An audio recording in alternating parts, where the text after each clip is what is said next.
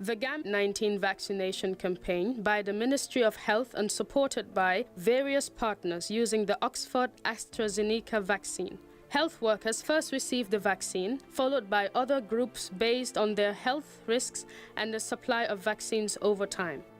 This COVID-19 vaccine has been approved by the World Health Organization, WHO, for people aged 18 and above. Each person should receive 2 doses of the vaccine, with the second dose coming no time later than 12 weeks after the first. The most common side effects are pain at the injection site and flu-like symptoms for up to 48 hours after injection. Serious reactions are very rare. We must continue wearing our clean masks, washing our hands frequently, maintaining physical distance, and limiting time we spend in crowded and enclosed spaces.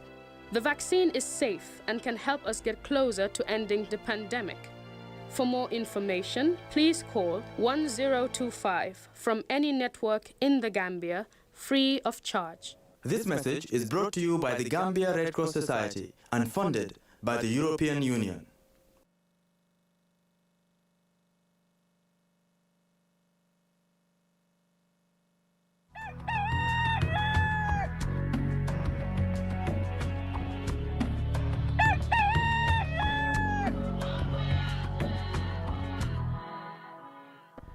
It's Monday, the 30th of August 2021. Welcome to the week's premiere edition of the Good Morning Africa program right here on Africa TV. It's a brand new week, and of course, we are happily returned to bring you another brand new edition of the program, as we always do when we're here. So wherever you are, thank you so very much for joining us as we are from the weekend, a very eventful weekend, I have to say. So we are here to reflect on the weekend events and, of course, look forward to some of the things that probably or possibly could happen during the week. So thank you again. And we're going to have a very interesting discussion today. As always, we're going to bring you our studio stories and then later on also welcome our guest this morning so we can discuss matters happening in the country. And of course, part of which politics will dominate today's edition. Of course, you know, as the countdown continues to December, there's more political events happening in the country, so we will keep you updated and informed as it happens in the Gambia. Su ko defee rek mbokk yi ñu ngi leen di nuyuwaat beneen yoon ñu maat mbégte dellusiwaat tey ci suba si la comme ni nga koy defee saa su ne bu waxtu bi jotee tey di Monday wala boog lundi yem ak ñetti fukki fan ci weeri August 2021 comme ni nga koy defee saa su ne ñu ngi leen di ziar. te tamit di lay rafetlu ni ngeen di ànd ak ñun bu baax saa su ne bu waxtu bi jotee xam ngeen ne ñu ngi jógee ko ci weekend bi war a dooraat tey week bi ak yéen ci noonu ñu war a def taxaw seetlu ci li nga xamante ne mooy lu xew ci weekend bi amoon na ay events yu bëri surtout ci wàllum politique nañ ci dellusiwaat ci kanam incha allah ñu gën koo yaatal bu baax a baax ci noonu tamit nañ leen digtal suñ ay xibaar ci kanam tuuti ñu am yaakaar dalal suñ gan. ñu waxtaan ak moom ci li nga xamante ne mooy ci xew-xew yi ci biir réew mi comme ni nga koy baaxoo di defee bu baax xam ngeen ne décembre sore tuut politique bi mu ngi gën a am solo ci réew mi bu baax a baax su ko defee loolu yëpp nañ ko dexañ ci biir programme bi waaye ñu dooree ko ak UDP xam ngeen ne ci yàggul ñu loon ci li nga xamante ne mooy seen manifesto waaye tamit si website wane li nga xamante ne mooy seen taxawaay yéene buñ am pour taxawee ko si li nga xamante ne mooy ci réew mi buñ leen dénkee li nga xamante ne mooy réew mi ci njiitali parti leader bi di Ousseynou Dabo nañ ci dellusiwaat ci report léegi leneen tamit li nga xamante nañ ko fësal ci jotaay bi nañ dem ci marché Latrikunda foofu tamit njaaykat yi foofu am na kenn ci ñoom def na joytu wala boog ñaax kilifa yi ñu ñëw ñu dimbale leen ci li nga xamante ne mooy ci wàllum foofu seen nekk na nekkin bu doy waar su ko defee loolu tamit nañ ko yaatal bu baax a baax nañ ci toftal yeneen xibaar politique kon ni ma ko waxee dina saf-saf te ci programme bi ñu gërëmaat leen bu baax a baax ci safo bi ci kóolute bi comme ni ngeen di ànd ak ñun saa su ne waaye ñu nuyu tamit ñaanal jàmm ñi nga xamante ne ñu ngi feebar te da ci kër yi wala ci lopitaan yi ñaanal leen jàmm bu baax a baax yàlla delloo leen wér ñu mun a dellu seen njaboot ki waaye tamit dox seen soxla comme ni ñu ko daan defee ñeneen ñi nga xamante ne duñ leen fàtte ñoom tamit mooy ñu nekk nekk ci kaso yi ñu ngi leen di nuyu ñaanal leen jàmm bu baax a baax surtout nag ñu nekk fale ci Mile 2 Central Prisons ñoom itam ñu ngi leen di nuyu di leen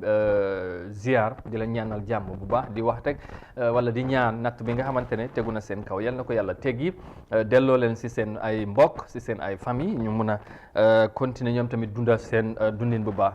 di leen ñaax wax ne suñ xel ak suñ xalaat saa su ne ñu ngi si ñoom bu baax di leen nuyu su ko defee ñu dooree ko ak suñ first story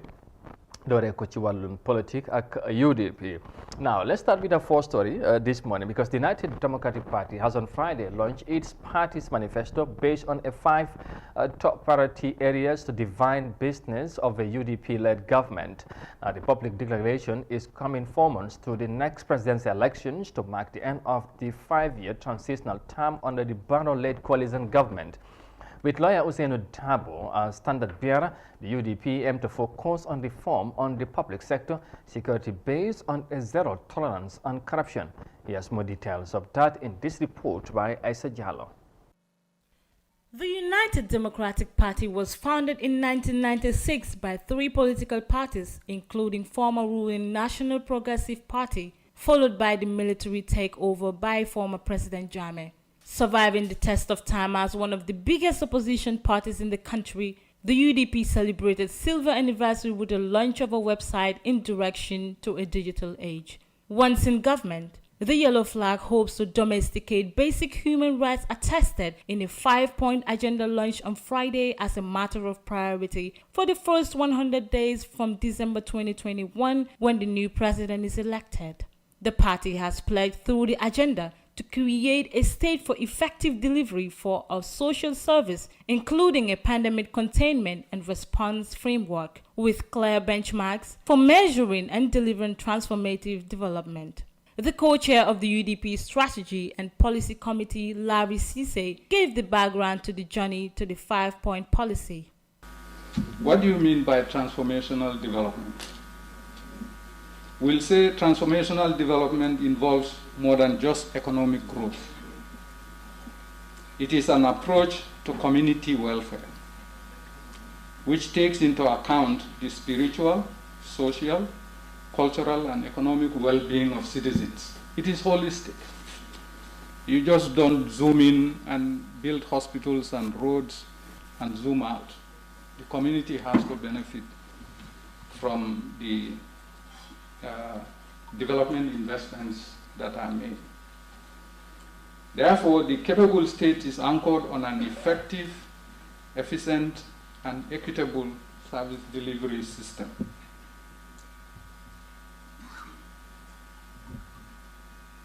Once the contours of the capable state are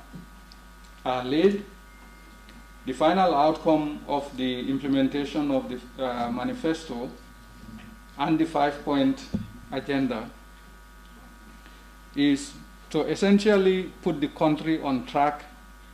for playing a developmental and transformative role in the lives of citizens. Senior Deputy Administrative Secretary Ulay Dibawada highlighted the UDP manifesto and how it revolves around delivery in 20 important sectors towards the year 2026. Today, we are pleased to present 2 areas. One is on the 5-point agenda, and the other is to just touch on the different sectors that we have on the full manifesto. And as had been previously alluded to, the 5-point agenda comes out of those sectors that we are supporting. And we have about 20 sectors that we will look at, but the 5-point agenda would be the contractual commitment that a UDP government will give so that come 2026, we invite the media, we invite everyone here to hold us accountable whether we had actually said what we were going to do. So come 2026, Honorable Usainu Dabo will be able to say, we promised you this, and we have concluded on this, notwithstanding we have also worked on the other sectors. But if we want to promise that we are going to do all 20 sectors within 5 years, people should not take us seriously. Party leader and Secretary General of the United Democratic Party, lawyer Ousainou Darboe, prescribed the demands of the current generation to which he is out to respond in terms of democracy and development. The 21st century needs a new kind of politics that creates the environment for a high-energy democracy and a new theory of government. It is within this dynamic context that I am presenting the UDP vision for the transformation of our nation. Transition our economy away from fossil energy to green and renewable energy sources. A couple of days ago, the newspapers reported that 30% or more Gambians have sunk deeper into poverty and are unable to have more than one meal a day. My question then is, what is the effect of this on the pregnant women and lactating mothers? And what about our children and youth who need healthy and nutritious diet to grow and mature into adults? Ladies and gentlemen, they are having a lot of work put into and debate on consideration and reconsideration of our manifesto, our 5-point agenda, and our website. There was excellent teamwork, consultations and verification to get to where we are today. I thank all the members of the UDP Strategy and Policy Committee and different sector committees for their tireless efforts. We are pleased to share with you the end product of their hard work and recommendations that have been put together by the said committee. These recommendations will ensure that government prioritizes human capital development, as this will help improve the quality of lives and livelihoods of Gambians. With the presidential election fast approaching, the party said it is set to take over the helm of affairs to deliver on all campaign promises geared towards making lives much better for Gambians. Reporting for iAfrica News, Aisha Jallo. Acha mungi nonu Aisha Jallo reporting there on UDP, of course, launching of its manifesto over the weekend. So, of course, with some top priorities the party indicates when, of course, it is in office, where it's going to, the areas the party is going to prioritize. 5 top priorities the UDP party has revealed, a manifesto, but also a website as well, where people can go and have full details of all the programs and activities of the party. I think that's a very good development of the party. Su ko defee rek comme ni ngeen ko gisee noonu wax naa ko ci ndorte bi politique safoon na bu baax ci weekend bi ñu gis ne UDP tamit am beneen taxawaay ci seen 25 years anniversary bi gannaaw parti bi ba mu sosoo ak léegi ñu boole ci nag feeñal li nga xamante ne mooy ay ponk yi nga xamante ne juróomi ponk yu parti bi jàpp ne loolu lu am solo la pour ñu gan cee taxaw bu baax a baax bu fekkee ne Gambien si dénk nañ leen réew mi ci élection yi ñoo waajal décembre incha allah ñu war cee def jàngat tuuti comme ni ñu koy defee balaa ñëw continuer ma ci am mbégte nag ànd ci suma naataango Modou Mouhamed Niang comme ni ñu koy baaxoo di defee saa su ne Modou Niang ñu nuyuwaat la bu baax a baax amaat mbégte beneen yoon bokkate plateforme bi gannaaw bu ñu jógee ko ci weekend bi ñu bàyyi la nga nuyoo ak gars yi del su ko defee nag ñu dugg ci biir waxtaan bi. jërëjëf Aw maa ngi laa nuyu beneen yoon di la laaj xam naa weekend bi nee na. macha allah di la laaj si jàmm yaram di nuyu ñuy seetaan Africa TV yi nekk si réew mi ak si bitim réew yëpp fële mën da nekk ñu ngi leen di nuyu di leen ñaanal jàmm. dellusiwaat nañ fi tey comme noo ko waxee rek di nuyu démb daje naa suñu benn waay Dame Cissé. mu ngi laa laajte bu baax. ñu ngi koo nuyu moom tam waa Baati Ndar la Baati ñu ngi koo nuyu bu baax moom tam Baati Njool. ñu ngi koo nuyu bu baax a baax. leen di paat nañ non paate ñaame ne sori foofu la nekk waaw ñu ngi ko nuyu di nuyu itam ñëpp amaan mbégte teew fi tey ànd ak yow si programme bu am solo bi nga xam ne askan bi dañ koy xaar di fi taataanee seen xibaar yi wér te wóor. definitely jërëjëf kooku ki nga wax ñu ngi ko nuyu bu baax di ko jaajëfal tamit ni mu àndee ak ñun ak ñëpp waaw definitely su ko defee ñu dugg ci waxtaan bi kon ni ma ko waxee UDP am ñaari fukki at ak juróom 25 years anniversary ci loolu nag ñu jël ci def ci taxaw seetlu boole ci ay programme yu am solo génne ci li nga xamante ne mooy juróomi ponk yi nga xamante ne ay mbir yi nga xamante ne ñoom jàpp nañ lu am solo la ci jamono bi réew mi daf ko soxla waaye tamit ñu wane ci seen doxalin wala taxawaay parti bi buñ jotee réew mi leneen tamit lu ñu def mooy daal di feeñal li nga xamante ne mooy website bi nga xamante ne nit ñi mun nañ cee dem pour seet taxawaay parti bi ak yooyu ñaari fukki at ak juróom lu yàgg la ci parti dunda ko te tam ñi xam ne ñëpp xam nañ taxawaay UDP ci réew mi bu ñu demee ba ñu war a sargal loolu ñu wane si seen taxawaay daanaka ay weer yi néew moo des balaa élection bi xam naa ne ñëw ci yenn si point si waaye naka nga jàngatee ci programme bi nuñ ko defee boolewaat ñoom yëpp ñëw wanewaat seen bopp ci géew politique bi. loolu lu am solo la parce que ñaar fukki at ak juróom du juróomi weer du juróomi semaine lu yàgg la den am nañ sax ay militants yi nga xam ne mais bi boobu judduwul te léegi am nañ membership card bi nekk fa lifin kon loolu lu yàgg la ñaar fukki at ak juróom lépp lu ko am rek di dund ba léegi loolu ñu ngi ko bàyyi xel bu baax ñu ngi ko taxawu tam soo moo tax loolu ñoom toll nañ ci màggal gu am solo loon si ñoom dañ feeñal ci tam yu am solo xam naa comme noo ko ay ponk si biir ba seen manifeste tam comme ni ko soxna si doon hérité nekk na lu nga xam ne nii lu am solo la parce que gis naa si njëriñi réew mi seen manifeste su fekkee ne ñoom ñëw neen loolu war a dox si réew mi gis naa si loo xam ne réew mi dina si gis boppam bu baax parce que buntu la yi nga xam ne yu important si ni ko soxna si doon jàngay keroog si nga xam ne mooy si conférence hall bi waaw ponk yi am solo mu ngi fa amulu lu jëm si mbiri mbay mi mbiri njàngam mi mbiri wér-gu-yaram gi am na solo daal yu bëree bëri yuñ tënk am na solo te loolu nag dañ koy luñ bëgg a gis la right now si parti politique ñi am ko xam seen mébét ak seen yéene ku si jël réew mi lan nga war a defar réew mi ñu xam ko su boobaa soo fi ñëwee su la fi yàlla tegee dinañ la mën a jubanti ne la lii ak lii nga waxoon bu def loolu lii so loolu su ko askan bi xamee dugal ko seen bopp yi di tànn yooyu noonu ñu indi loolu yi gën a baax di topp ñooñu wala di pare pour samp ñooñu dina nekk lu nga xam ne lu am solo tax am nañu yaakaar na sax képp ku ñëw ku ne rek indi nga manifeste bu nga xam ne soo ko doxalee réew mi dina jëm kanam waaye nag lii problème bi mooy doxal ko soo xasee ba toog foofu moom boo fa demee ba toog rek da ngaa mel ni yooyu beneen gis-gis la ñoo gis dafa mel ni manifeste moom da nga ko dee jege tegee ko fa lay nekk te loolu moo waroon a nekk lu am li nga teg ci taabal bi ba askan bi gis ko yaakaar la óolu la votal la loolu soo ñëwee loolu waxuñ nga def lépp waaye war ngaa mën a topp yoon boo def li si gën a am solo dañ tey bëgg a tam lu askan bi moom ñi gis ne yaa ngi koo dugal si loolu nga xam ne loolu nga diggoon nit ñi bañ votal la bot léegi nag politique yi Afrique léegi li si gën a bëri mooy just mbumbaay rek mbumbaay waaye loolu askan bi ñoo toll foofu waaye ñi ngay ñor ñi ngay macoor pour xam ne léegi nekkatul mbumbaay ku leen fa nekkalu duñ la nekkal waaw foofu mu ngi toll foofu léegi waaye beneen mbir mooy ma bàyyi ci xel est-ce que UDP génnewuñ beneen dimension wala beneen doxalin bu la neexee parce que xam nga ci campagne luñ cee wax digg yi dafay bari lool te léegi-léegi duñ ko sooraal sax xam ne buñ ci tolloo duñ ko mun parce que dañ bëgg a place bi moo tax ñu digg lu ne pour nit ñi jàppale leen ñu mun a falu waaye tamit ñoom dañ ci seet li nga xamante ne mooy juróomi mbir ñu jàpp ne loolu dafa amal solo askan bi ba ñu ne ñoom buñ ci toogee ci yooyu la ñoo njëkk a jublu pour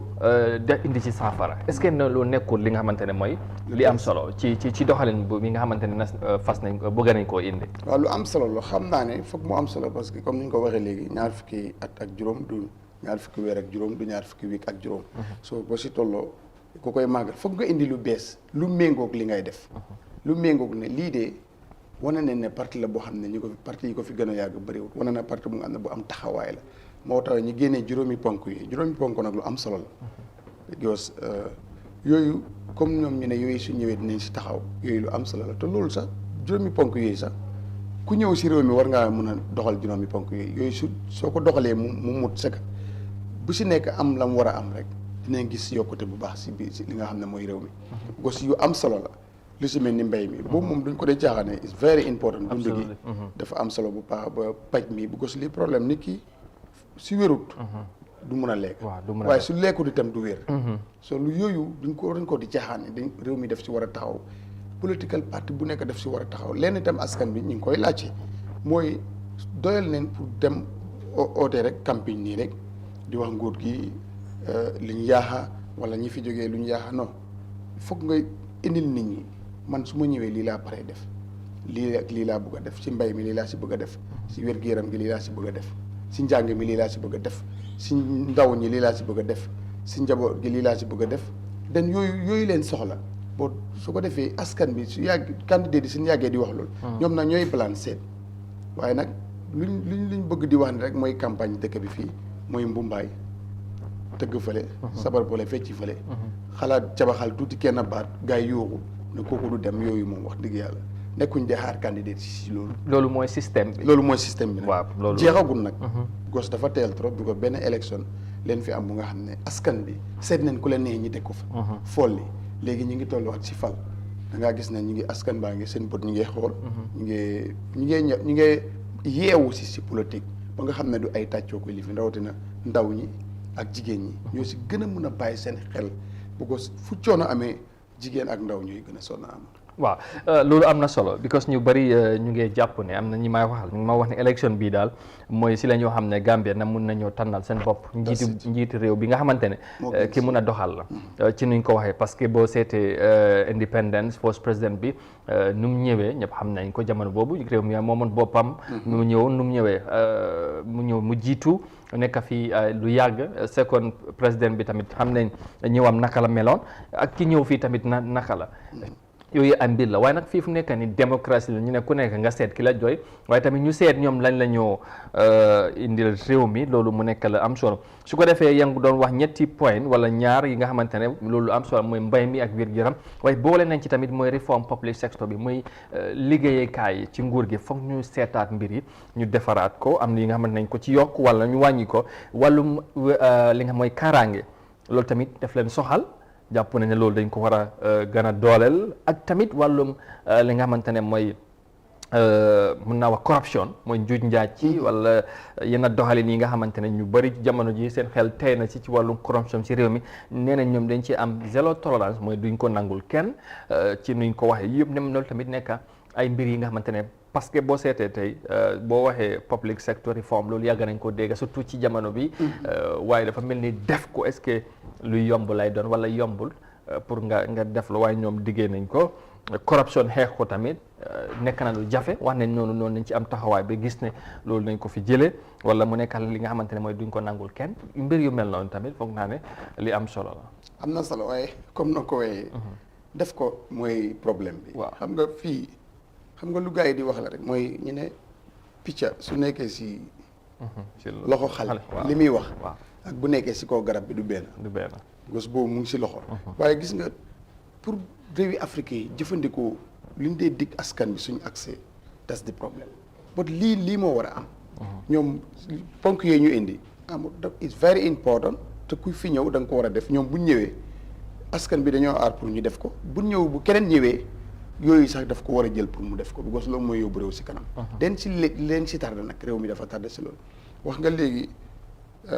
because dafa mel ni ñun si bébi leen toll woon because wax nga léegi président bu fi nekkoon 30 years bu wax nga bu askan bi tolluwuñ si ay ngaañankay pusante yi boo xereñte fi si politique jiital la woon mu xeex dara pour moom ko yàlla def moom ñu jaar fa ñëw jiite ko jiite ñu dénk ko réew mu doxal muy doxal fanweeri at ak lu teg ba xaabaabal soo keneen ñëw su kooku nag lii problème bi mooy ne moom tam bu mu ñëwee ñëwin bi ñëw nekk xaw ñëwin bu xam ne bu doy waar du bu yoon santaane waaye ñi daganal ko moom it muy ñëw xaw xaabaabal waaye lii problème bi moom daf noonu nii buggul kenn jege because lu tax mooy boobu parti politique bëriwul kenn jaralul nga ñii ñoo fi newoon ñi doon màggal 25 years ñoo fi nekkoon ak ñoom di demalante di ñëwante ñoom itam ñu daj si lu nekk dund bu métti during this 22 years te final li moo tax suñu indi xalaat bi ñoom sañ nañ ko parce que seen xalaat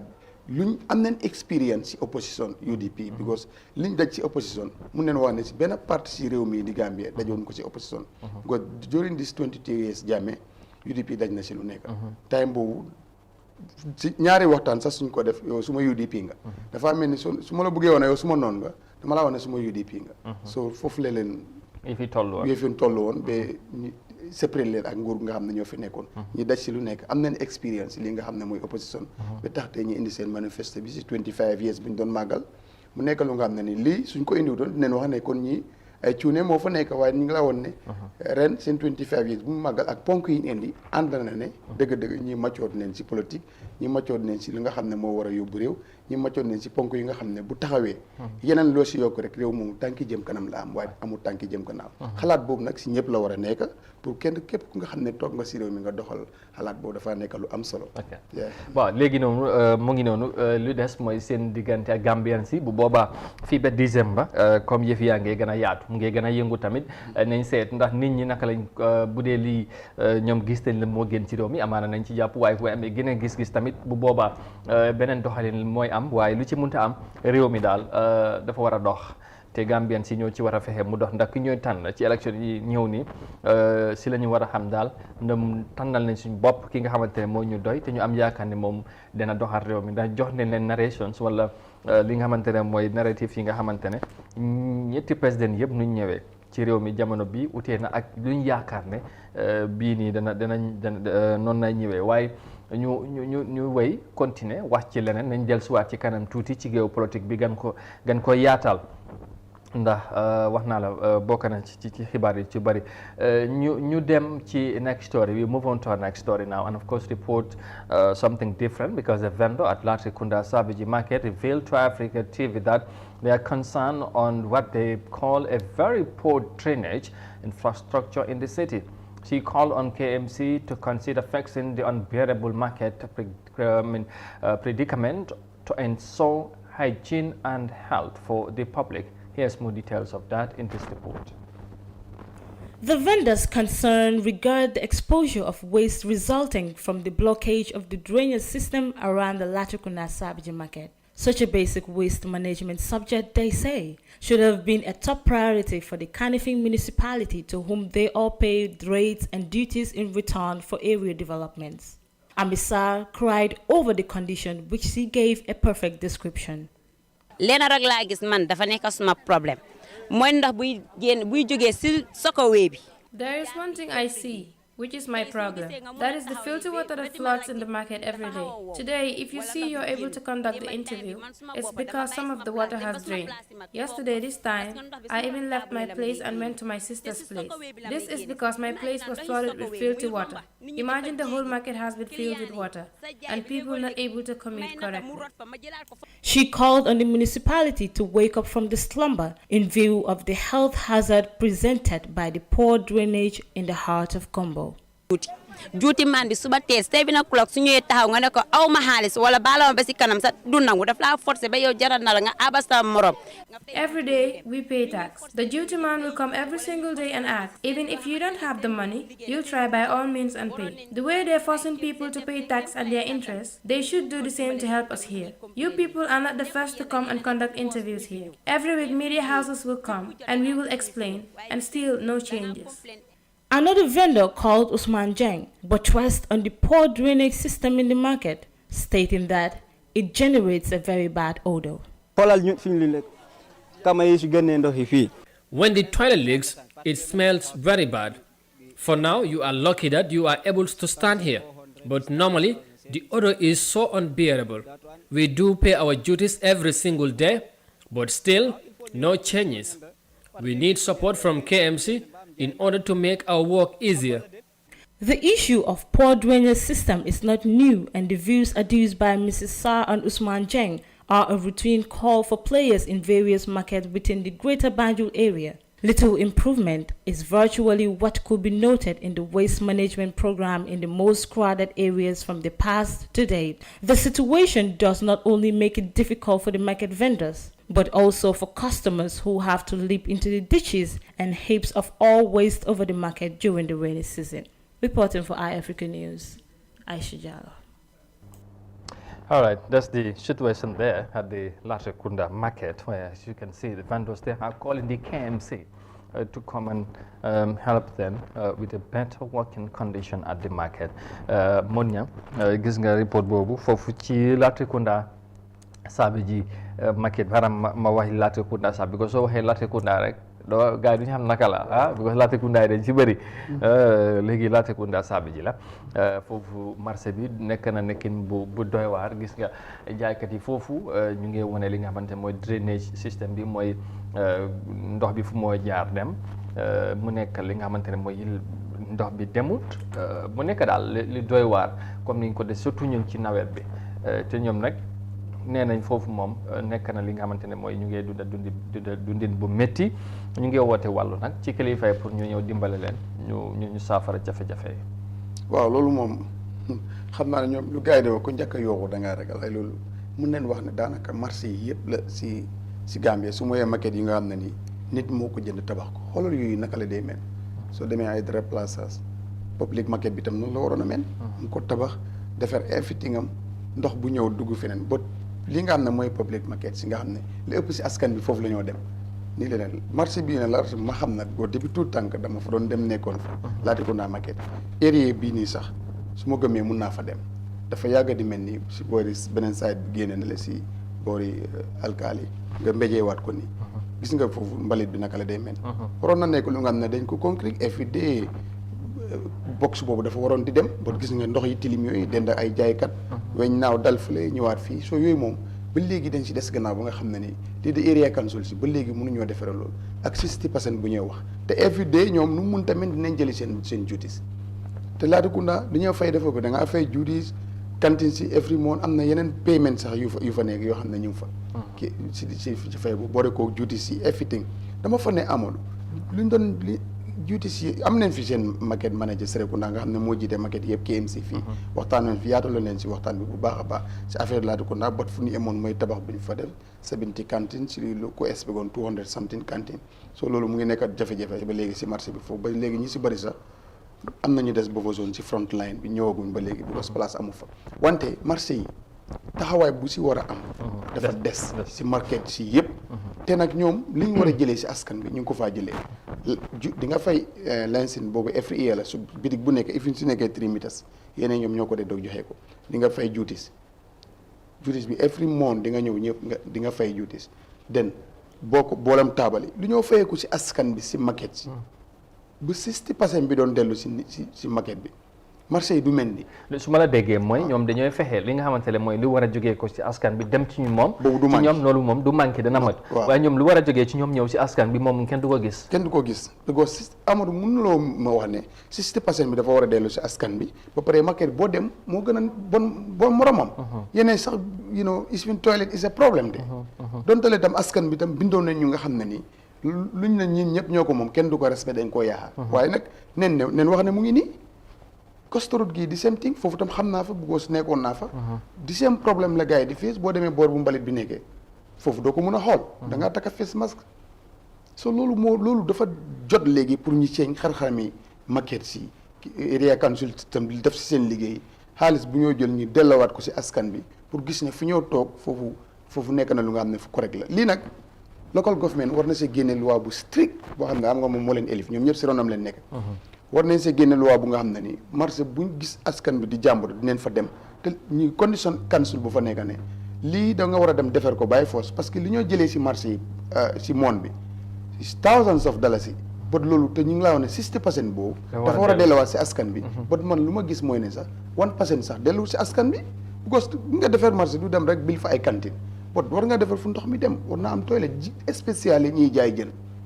costuru dayase time boo demee fu ñoo jaayee jën dafa ñaawoon ba nga xam ne ni nga dégg sax yi di def kenn lijjantuwut loolu ba léegi sax boo fa demee is very very dafa doy waar trop len Latrikunda gi itam si gannaaw nele xam naa foofu noonu si gannaaw fu jaaykat yi gannaaw nekk si gannaaw foofu leen dee def mbalit bi gis nga ko noonu foofu yëpp dafa war a nekk lu nga xam ne is concrete secours yi dafa war a nekk dafa war a am secours yi baax loo xam ne ni every time machine dafa war a ñëw di ko manque di ko yóbbu ne machine di collège mbalit si koñ yi noonu la machine di war a ñëwee si maquette bi li fi nga ko bugg fii ñu bëree bëri fii la ñoo jëlee li ñoo lekk yóbbu ko si kër gi togg ko kon fii bu baaxul naka la nit ñi naka la feebar bi dafa bëri si nit ñi te lii nag moo am si maquette si yëpp si fii si Gambie kon nag local government war na mun a génnee loi bu nga xam ne ni dañoo meeg soo ne 60% bu ñu wax dafa war a dellu boobu ñoom ñu teg si seen bët gis na dellu na si askan bi boobu mooy ne marché yi am wanag yi baax ñi concrete marché yi mu am yoon yi godo fu ndox di jaar di dem mu am su ko wee yi nga xam ne jaaykati jën yi foofu la ñoo sotti seen ndox te anytime dañu war a gis ne am na tànk bu ñëw jël ko yóbbu ko fu mu ko war a yóbbu. ok loolu leen laaj. léegi maa ngi doon xalaat est-ce que tamit cause ñu ngi toog di joxañ baaraam council si of course ñoom ñoo war a def local government war nañu act mais est-ce que problème tamit nit ñi bokkuñ ci parce que tey ku war a doxal council bi wala fexeel développement bu war a am mu am moom amut nit ñoo koy tànn. ñu kooku moom moo leen doy. waaye su fekkee ne kooku moo leen doy fii ñu fi nekk tey ñooñu xëj na loolu lañ dafa am situation bu ñu fekk ci ground bi am na ñu fa nekkoon balaa ñooñu. ñaata council depuis kañ la commencé door. yàgg na loolu yàgg na ban impact la am ci société bi loolu war nañ ko mën a laaj suñu bopp nit ñi ban façon njiit la ñooy tànn pour jox la ñuy doxal place yu mel ni parce que tamit loolu dafa am solo léegi ñun boo faree yow doo gis nit ki mun na am munul yow far nga daal ki ma far na fa nekk rek. foofu est-ce que problème bi du foofu. foofu mooy major problème. waaw léegi nag su fekkee ne foofu doxul nga ñëw di complain te fekkee nag yow yaa waroon a seet ki nga xamante ne nga jàpp ne. te kii moom moo war a defal li mu ne la man am naa programme. lii naa koy defee lii mu ngi ni am naa ko nga bàyyi ko foofu nga dem because yow kii nga faral nga dem jël kooku nga teg ko ci place bi. loolu nag mooy problème yi Gambie. loolu moom ñoragul si suñu xel yi naajagul si loolu. ñun daal xam nga lu ñuy def suñu waaye la ñuy jox liggéey bi waaye duñ jox liggéey bi waaye. loolu moo fi nekk. waaw waaye gëj naa gis déjà ce time yàggoon na mosoon neen am na xamat jamono ban maquette master loon something like that. doon neen defar foofu concret doon ko defal ay goto yu ndaw yooyu noonu muy daw di dem. waaw waaye lu boobu maquette bi réegul boobu boori jaaykati ganaar sax maquette bi àggee fu mu jigéen leen développe foofu def ko ay cantine nangam. waaw looy wax askan bi dañ si am responsabilité bu réer mooy ne su tànn jotee. ñoom ku ñuy xool mooy njiiti parti kuñ gëm te comme façon yi bu si dee seet sa daayira gi njiiti parti mun na am moom ku ko féewoo kooku la moo seet. waaye yow seetal after sa njiiti parti moom dafaa dem tëddi këram léegi yow sa jabar mooy daw dem si marché bi. yow yaay dem si marché bi seetal ki nga xam ne ordinal na dina delloo sa cër bi nga am si bi nga si am dina ko delloo sa maquette bi ba dundee seetlu comme noo ko waxee si gannaaw dañoo seet ku leen ne. ñu fal kooku because kooku la seen njiit joxañ waaye duñ seet ñoom ku baax si ñoom danañ seet duñ baax ku baax si liggéey bi duñ dee seet borom liggéey bi waaw dañoo seet ñoom ku leen nee waa gis nit indi programme am ñëw teg ko wax na la nii laa koo defee te li koy def man am naa ko wala am na ay partenaires ñi nga xamante ñoom ñoo may jàppale waaye duñ ko déglu te loolu def si bari même pas ci élection xam na ñoo dem nii yëpp loolu dana ci feeñ waaye nag comme ni nga ko wax système bi ñoo dund loolu moo nekk système bi nga xamante ne boobu la ñoo joytu ba léegi moo jóg léegi amadou mu ngi si waaw xam nga jaaykat bi si marché mun naa business bi doxut waaye nangam doxut ba kansul si non loolu du feeñ si ñoom di nga fay juuti bay foos di nga fay taxe di nga fay lansin weer bu dee cantine yooyu dañ dee fay juuti waaye léegi ñoom duñ dee fay $10 bi every day boo dañ leen ko paquetel moon bi cantine yooyu nga ñëw fay ko teyloo ak façon sob loo mënta nekk di nga ko fay xam nga la soo kooku moom lijjantu marché bu naxaar yi mu ko am waaye ñoom nag xaalis boobu dañ ko delloo si askan waaw léegi xam nga delloo xaalis bi beneen mbir moo fa nekk parce que tey moo tax gis nga ñun fii boo seetee bariwul independent candidate win fii election lu gën a bari da ngay bokk ci parti léegi nag ku bokk ci parti mu win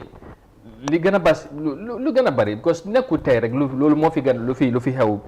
lu fi jaar yëpp dañuy focus foog ñu sóoraale seen parti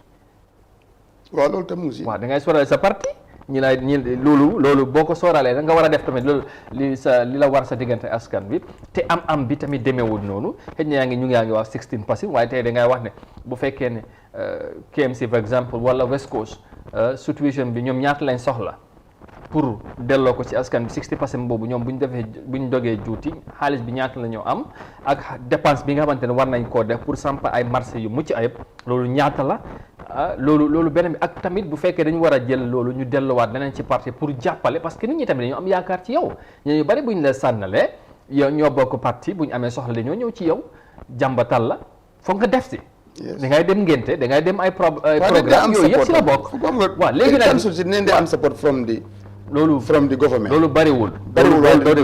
loolu doyu dara loolu moom bu ñu li nga wax yëpp nangu naa ko lu ñoo jëlee si marché bi système bi daal lu ñuy jëlee si marché bi amul marché yi li ñu see jëlee suñ doon jël waxuma la 50% bi de buñ ko doon have 100 bu ne 50% sax ou 30% pour marché bi rek marché bu nekkat ñu jël jox la sa 30% loolu mun na defar maquette si because jaaykat bi mun naa xëy du jaay waaye dina fay juuti mun naa weer bi mun naa am balaa ngay fay sa luwaas sa juuti da nga koo fay su fekkee moomuloo cantine Amadou xaalis bi mu ngi faa dem xam fan la jaaraat ba xaalis bi mu ngi faa dem neen defar maquette yi maquette bu fi ne bu ñu xëyee am fa $6,000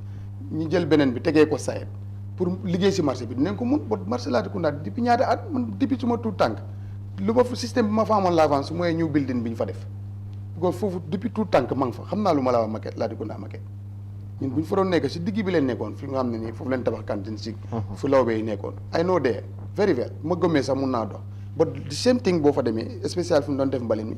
the same thing moo fa nekk dara ceeñut soo loolu ñaata at la fekk sa talib bi ñëwul fi time bi mayo koli ak lu yàgga fi léegi time bi mayo lay compte sax I was there boobu ñu ngi si marché bi bo gisuma lu fa change su dut kan luñ fa bil si kanam soo loolu ana moo tax mayo tam dafa uti mayo foog nga dem partnership ak ci biti waaye boo ñëwee da nga koo defaree maquette bi maquette si du maquette sax ay yoon yi ndaw yi ci biir dëkk bi ay dara place loolu yëpp da nga bëggoon a ci am kansu see ko mu ëpp xaalis kansu xoolal marché fu mu jënd def ko marché yëpp dafa dañ ko tabax taax tile everything am wanag am everything ñu ngi ko defar soo waaye nag mënuñoo def comme noonu waaw lan moo tax mu ne te boobu benn individual la rek so lu tax yeneen ni nag public market mënuñ ko def like that nu mel noonu ba pare sax it's possible sax mu gën a ciblé place ñeneen ñi because market si bëri dañ dem nelaw ba nit ñi moom place yi di leen caaj lu ne te loolu sax lu jar a bàyyi xel loolu sax dafa feebar la si market si ñu moom place yi tëdd sa kër di ko jaayee luwaas yi nu mu la neexee kooku nekk fa di la fay luwaas di fay juuti di fay lensin every year kooku kañ la moo dem so this is the problem yooyu yëpp ñu ngi war a bàyyi xel la market si surtout private market na ko nguur jël téyel ko boppam ñoom place yi time boobu laata ko naa place yi KMC moom is very cheap dafa ciboon moo boo si amee sax yow doo mel ni sax yaa ngay fay luwaas waaye yeneen ñi nga xam ne nit ñi ñoo leen moom business loo si dem di ko luwaas dafa seer te loolu war nañ see bàyyi xel bu baax acca mu ngi noonu mu nekk lu am solo am naa réew mi moom comme ñu ngi ci ay élection nit ñi war nañoo seetaat suñu taxawaay parce que tamit système bu ñoo wax moom moo ñu xala tardeel te war nañ cee seet bàyyi xel bu baax a baax foofu ci Latrikunda saa bi gis ngeen marché bi nu mu mel te tamit ñu ngi woote KMC ak tamit ñu dem wala sax kilifa yi tamit ñu ñëw ñu jàppale la ndax condition yi foofu nu nekkin bi nekk na nekkin bu doy waar te dégg ngeen moom lu ci moon ñam wax xam na marché bi bu baax te tamit nee na te tamit nañ waxante li am rek mooy li nga xamante li ñoo gis ni nekkul ren la commencé at yi nekk li yàgg na fa te mënuñu gis saafara am ba léegi lan mooy problème bi te at bu wax na ko at bu nekk wala every day nga dem fay sa juuti te tamit yow foofu mooy sa office ndax foofu ngay dem xëyee mun a liggante am dara comme keneen ku moo demee si office am di taal ACM wala di doxal loolu tamit foog ñu bàyyi ko xel nañ fexeel loolu tamit nekkin bi mu nekk la mucc ayib ñu bàyyi ci xel bu baax a baax su ko defee gannaaw loolu ñu continuer ba léegi ñu fàttali rek ne yéen a ngi ànd ak Good Morning Africa programme bi fii ci Africa TV ñu gërëm leen bu baax ci ni ngeen di ànd ak ñun saa su ne ñu continuer xam naa ne ñu xaarandi suñ gan waaye balaa loolu ñu wax tamit ci wàllum tàggat yaram ak tamit mooy boole tamit ndaw yi waaye tamit fexe jàmm ñu gën koo dooleel si gox yi ak goxaat yi loolu mooy xew fale ci Old Yundum ki nga xamante ne mooy député bu fa nekk moom moo daal di jàppale ndaw yi wala waa goxam pour ñu organise li nga xamante ne mooy football tournament pour ñu mun a boolewaat nit ñi foofu ñëpp nekk benn ci nu mu ko waxee su ko defee we'll move on to our next story and do some sports related news now because the National Assembly member for Old Yundum constituency has donated sport gears to the youth of his constituency. The gesture is geared toward empowering the youth in his area through sports while promoting peaceful coexistence among local communities. Awanjai tells us more of that in this report. Football is one of the most widely played games in the Gambia, and it is used as a means of promoting a peaceful coexistence among the people of the Gambia. A representative of the Old Yundum constituency, Abdullah Sise, through the Constituency Development Fund, provided football kits to communities across Old Yundum. Honorable Sise said the donation will enhance the participation of youth in football, thereby improving the sector. Recently when it happens, I took it upon myself, discussed with my development committee to prioritize the needs of the constituency. And I know very well that the young people of the constituency has a need. And as a young man, I decided that the priority will be given to the young people of the constituency.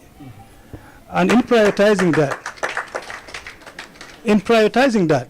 we said, what can we do? We can do only one thing for now, is that we know the young people are engaged in sports in all communities. Why not we have football jerseys and football for the communities? I did some assessment to understand that we have so many football clubs in various communities, but most of the clubs will have their own jersey. But if you come to the community level, it is always very difficult for you to find the community having their own community jersey. So we decided to go in for the jersey. The Constituency Development Fund came from the Government of the Gambia through the National Assembly for Grassroots Development. Amadou Njai, a resident of Wellingara, highlighted the importance of football and its contribution to national development. Today, Gambia, we are going to the nation, to the Africa Cup of Nations for the first time in history. Who knows? The World Cup is a step ahead. So it is not about politics, it is about nation building. And to build this country, irrespective of whether you are a Fula, Mandinka, Jola or Serer, we have to come together and build this country. If not, others, Fuki need the gas, Fuki need the soul. Where are we heading? So please, let's come together as one, unite and develop this constituency. It is one of the biggest. The donated items include jerseys, socks, and balls worth over $300,000. It is hoped that the donation will go a long way towards helping youth in their football careers. Reporting for iAfrican News, I am Hawan Jai. Acha, mungi nono the all-Indom parliamentarian Honorable Abdullah Sise was giving out or donating sporting gears to the community or the youths in his constituency to organize the tournament to promote peace and peaceful coexistence among local communities. It's a very laudable initiative, we have to say, and sports is meant to unite people, foster unity, and I think this is one way that he can do that. So it's a very good gesture from him, giving them some those sporting gears, football jerseys and other stuff. So what if mbokk yi comme ni ngeen ko gisee National Assembly member bu all-Indom constituency Honorable Abdullah Cissé moom moo jël ay jumtukaay wàllum tàggat yaram joxe ko ci ndaw yi ak waa goxam pour ñu ñëw organise li nga xamante ne mooy tournament pour mun a gën a daal promote mooy gën a dooleel li nga xamante ne mooy wàllum seen diggante wàllum jàmm waaye tamit nu ñu mun a dëkkee ci dëkkin bu am solo foofu ci gox bi te tàggat yaram dafa war a boole comme ni ñu ko waxee te boole boobu li la ci jublu ñëpp nekk ci benn xam ngeen ne ñu ngi jublu ci wàllum élection coow li bari na ci réew mi waaye daal comme Gambie daal ñu ñoo ko bokk li na am solo pour ku nekk am bay sa waar am beneen gis-gis bu nga indi pour mun a gën a boolewaat nit ñi ñu nekk gën a nekk benn am li nga xamante ne mooy nekk ci jàmm moon ñam mu ngi noonu kon ni ma ko waxee lii beneen initiative bu am solo bu National Assembly member bi def am na nag ñi nga xamante ne ñu ngi ko gisee wàllum politique la ak yu mel noonu ñu ngi ci jamono politique waaye kenn ci jël ci kàddu nee na lii nekkul politique affaire yi dooleel sa gox la waaye tamit luy jëmale réew bi ci kanam loolu lañ ko war a mun a gisee pour ñëpp ñu ñëw ñu boolewaat mu jël ci nag tàggat yaram jiital ko ci pour ñu gën a dooleel li nga xamante ne mooy jàmm ci gox bi nga xamante ne moom moo leen représente ci pencum ndaw réew mi. It's good, but it's politics. jamono ji lépp loo def politique la. am na solo nag because politique bi indi yokkute loolu la askan bi di xaar politique bi indi jàmm loolu la askan bi di xaar waaye nag Ablaye bu jógee dem si constituence am lu mu fa yóbbu si jamono ji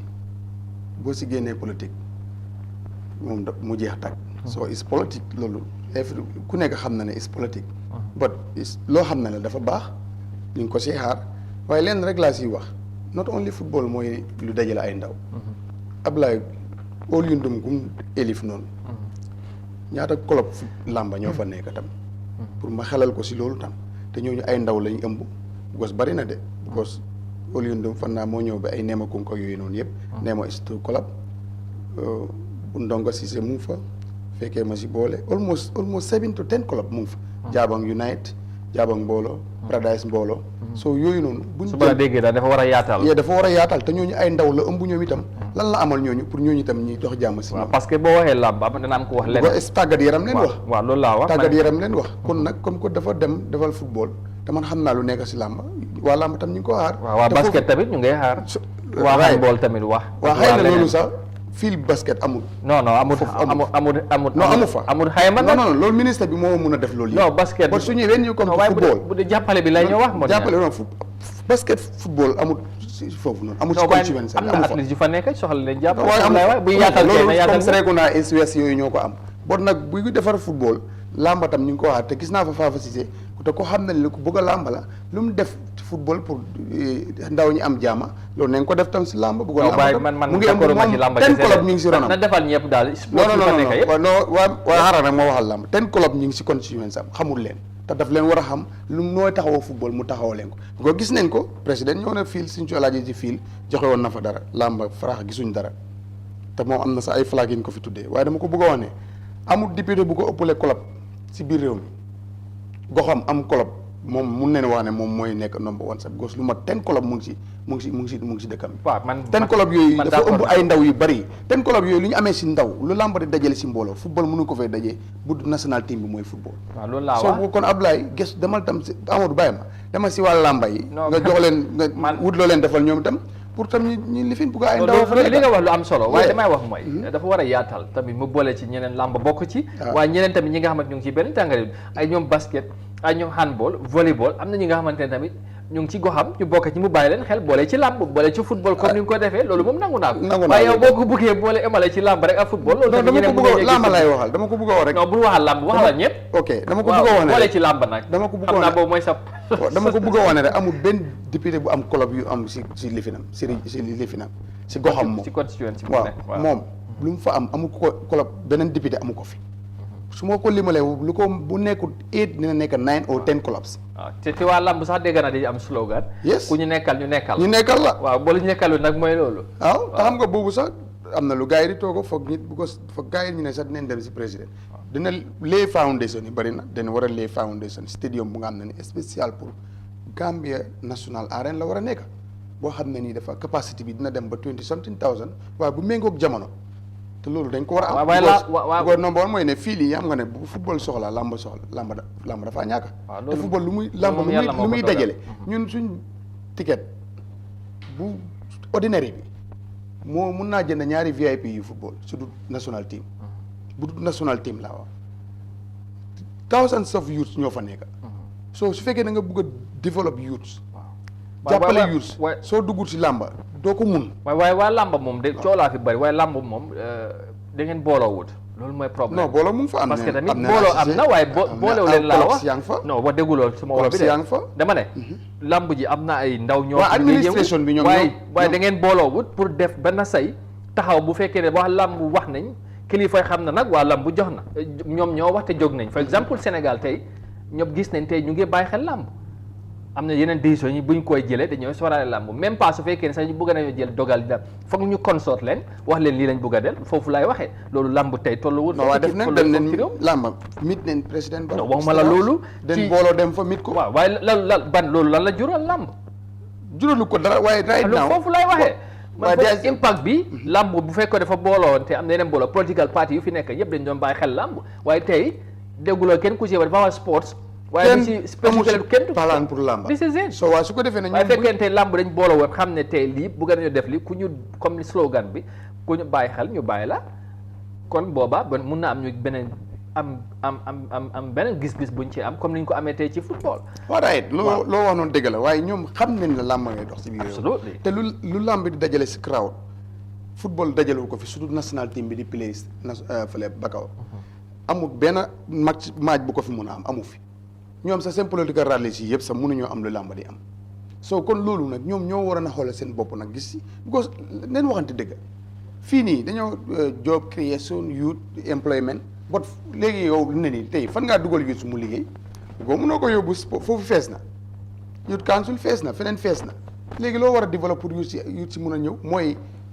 jàppal si football bi waaye jàppal tam si làmb bi nga def si lu am solo loolu tam loolu create job la si youth si because ñu bëri ñu ngi fa te làmba su jógee dafa sakkan Amadou li see bénéfice dafa bëri jaaykati gerte caaf bi jaaykati ndox bi taxi driver bi jaaykati essence bi jaaykati crédit bi printer bi loolu lu moo yëngu dafa bëri trop moo tax dafa jot politique seen si ñu nekk si nguur gi xam lan la làmb di nekk di jural koom-koom si réew mi soo tax bàyyi si xel tuuti itam because di leen yëgal ne làmba amul place grand boo su football soxlaa làmba ñàkk te làmba mu ngi amee thousands of years te loolu dina génn time bi mu ngi war a ñëw génn ku ñu nekkal ñu nekkal la loolu mu ngi war a ñëw génn waaw loolu daal li koy gën a dëgëral foog gars yi les foundation oo ñu diggee làmb dineen dig làmb xam nga ban parti politique bu am sam kuy ñëw dig làmb dara stadium bu bakkane bu mel ni bu Macky Sall tabaxal Sénégal àlla baa ngi fi am nañ fu ñu ko mën a def boo xam ne within 2 years war naa pare parce que suñ demee stade gars yi aye leen benn 1 hour pour ñu taalal la lampi stade bi is $10,000 1 hour waaw loolu te benn ñaar leen laa taal loolu am na solo xam naa loolu nañ ko gën a mën a yaatal ci te loolu sax ci émission lamb yes ci programme lamb ji waaye li ma bëgg a wax mooy ñëw caaj stade bi lamb ba mu seet bu tax doon na ministre bi sax nga xam ne ndaw la konoon tey lamb ñu ngi am problème te moom dafa bugg a lamb waaw léegi foofu laay waxee xam nga nag mën ña soo ku bëgg a xam naa fi ngay waxee youth implement bi boo bàyyee lamb gannaaw du dem bu ko amul fenn foo mën a dugal 1000 youth right now waaw waaye lamb fii compagnie nekku fi dara nekkaangut fi boo ne da ngaa dimbale youth si foo leen a yóbbu waaw léegi ministre of health mu ngi fees laan mu ngi fees foo yóbbu ndaw ana create job foog compagnie mu am foog leneen am wala si li ñoo yëngu nga fekk leen fa dimbale sports daal bokk na ci li nga xamante ne lii gën a of course provide opportunity pour ndaw am fu waaye su dul waaye liñ fi gis ni amul lu nekkagum di dem nii waaye nag benn ndaw mënut a am liggéey waaye loolu mën naa am mu change comme ñu ngi ci élection waaye nag damay wax rek kon ni ma ko waxee léegi initiative bi bu ñu bañ a fàtte rek ne initiative bu mu def mooy non laay lu mu def am na solo pour boolewaat nit ñi ñu nekkaat jàmm ndax ñu ngi ci période bi nga xam nga élection dafa sensitive gis-gis yi dañoo wuute coow li dafay bari te loolu dana am solo waaye nag comme na ko waxee nu mu ko gën a yaatal lay gën a baax defal na ko waa football na xalaat waa lamb waaye bu mu fàtte tamit waa basket waa handball waa ñeneen mu boole ñëpp ku nekk am non dafa seet lu gën a am doole gox non amul loolu non kii du ministre bi amul non xam naa li may wax gox la jiite non gox boobu nag goxam na football lamb ñu boo defee loolu da ngay indi beneen mbir yow mu defal na football nga gis sa bopp bu defalee ñeneen bàyyi ñeneen ñoom tamit mën nañu gis si lamb benn député amu ko lu ma 10 club si goxam nangu naa moom rek moo ko am waaw léegi na leen bàyyi xel loolu lañ ko waaye amul benn basket waaye ñeneen ñu fa ne non yow xamoo boo gisee man may wax man xam na xëy na waaw loolu la xëy na FIFA goal bul fàttale bul faytal waa lamb daal nañ gën a booloowaat ñu gën a xeex bi ñu gën leen ay junne nit ñoo fa nekk ñu gën leen ay ndaw leen waaye coow bu ci lamb xaajalo mooy indi problème ku ne mu ngi far yi li moo bëri ci lamb loolu nag moo tax gars yi bàyyi leen xel nañ ci bàyyi xel waaye ñu gërëm bu baax li nga xamante ne mooy ki nga xamante ne mooy honorable Cissé ci initiative bu mu def donte ne am na ñu ko gisee politique waaw mën nañ ne boo ci génnee politique dara du des. bon soos bi du saf de.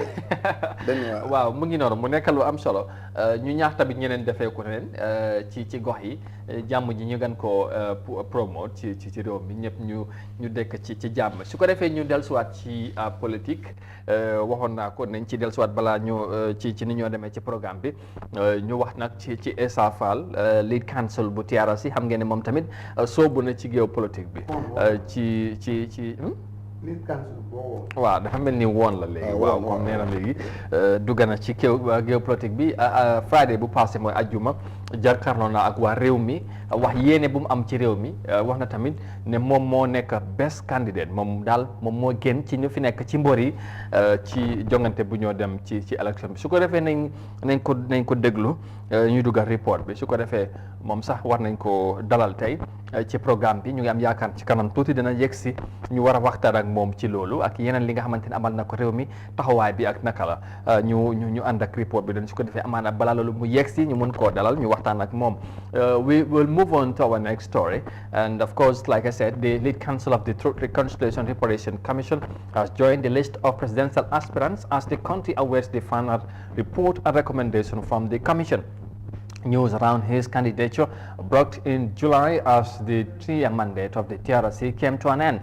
Given the short notice to the December presidential election, Mr. Fal has chosen to run as an independent candidate through which he hopes to carry further the cause of justice for victims of human rights violations. Khadijatu Haita Toure has more details of that in this report. Mr. Esambai Fall said the Gambia's health sector has become a death trap because it lacks the most basic facilities needed to fully function and to provide the basic needs of people in need of health care. The medical or the healthcare situation in this country is a death trap. You go to this hospital with a headache, you come out in a stretcher. That's how bad it is. We are all victims. People are dying because there are no gloves. People are dying because there are no rudimentary facilities to carry out basic procedures to help them. He added that the situation is so bad that people have to travel to Senegal just to be able to access basic health services. A far cry from the past, when a lot of Senegalese used to come to the Gambia for medical attention. A lot of the times that I receive calls on Gambian numbers is because a Gambian has died in a hospital in Dakar and they needed help to repatriate the body. That is how bad it is. Growing up as a child, a lot of Senegalese used to come to the Gambia for medical treatment. Today, a lot of Gambians make the journey to Senegal for basic medical services. He expressed disappointment in the continuous deterioration of the education system and the low performance of students in the areas of maths, English, and the sciences.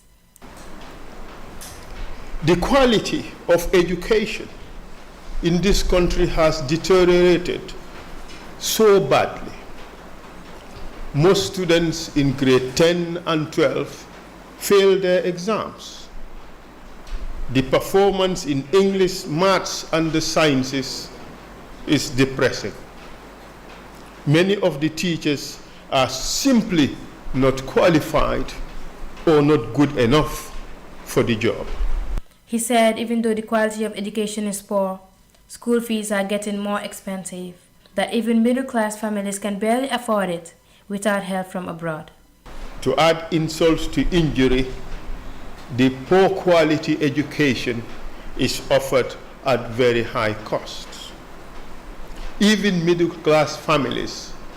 would require help from abroad to be able to pay the school fees. Lawyer Esambai Fall, who was lead counsel at the Truth, Reconciliation and Reparations Commission, on Thursday publicly declared his interest to run for president in the upcoming December presidential elections. Reporting for iAfrica TV, Hadijatu Haita Toure. moom Esambai Fall moom moo war a nekk tey suñ gan ci Good Morning Africa ñu ngi ko xaarandi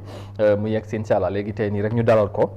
ñu war a waxtaan ci yu bëri li nga xamante ne mooy xam naa Gambian si bu gën a ñoo ko gën a xam ci moom gan ko tamit dégg ci moom gannaaw bu mu fesale yéene am ci réew mi wax ne daal soobu na ci géopolitique bi te jongante yi ñëw nii bëgg na cee demal boppam independent candidate mu bokk ci élection yi nga xamante ne December 4 incha allah ci réew mi fii lay xew xam naa ne ci kanam dana gën a yaatu mon ña ñu ngi ko doon wax ci Friday bi gannaaw bu mu jóge woon joxoon dige Gambian si ne dina ñëw mu wax liñ yàgg na rumandaat ci réew mi ndax dina taxaw am déet mu ñëw nag feeñal diggantaan ne pare na pour dugg ci réew mi mu laal nag ci réew mi daanaka nee na wax na réew mi foo laal rek day métti loolu la noonu la gisee réew mi nee na dara doxul te jot na pour ñu réew mi dox te ñu seet nag Gambien si ñoom ñoo des pour ñu tànn am na ay choices yi nga xamante ne teg na ko ci table bi te moom góob jàpp na ne moom moo gën ci mbor yu taxaw tey jamono ji pour jiite réew mi ci élection yi ñoo dem bàkk bi jib na loolu noonu rek la mën a demee parce que wax dëgg yàlla comme ni ñu ko waxee rek kenn du di dem di uti nag Amadou ne nekkuma di bés mbër bi yaay nekk di bés mbër te da nga naan yaay win tam parce que xam nga fu ne parti politique yëpp win neen ñëpp a win askan bi léegi moo des rek yaay ñëpp a win parce que ko si laaj mu la ne su ma waroon du ma win du ma taxaw parce que ñëpp bés lañ ñëpp bés lañ sa ku nekk sa level sa bés léegi ñëpp a win well dugg na nag si politique dugg na si may na opportunité yi ñu ko bëggoon a wax ñu ko bëggoon a wax lu bëri luñ ko mënutoon a wax ndax position am ñooñu am nañ fi ko waxee léegi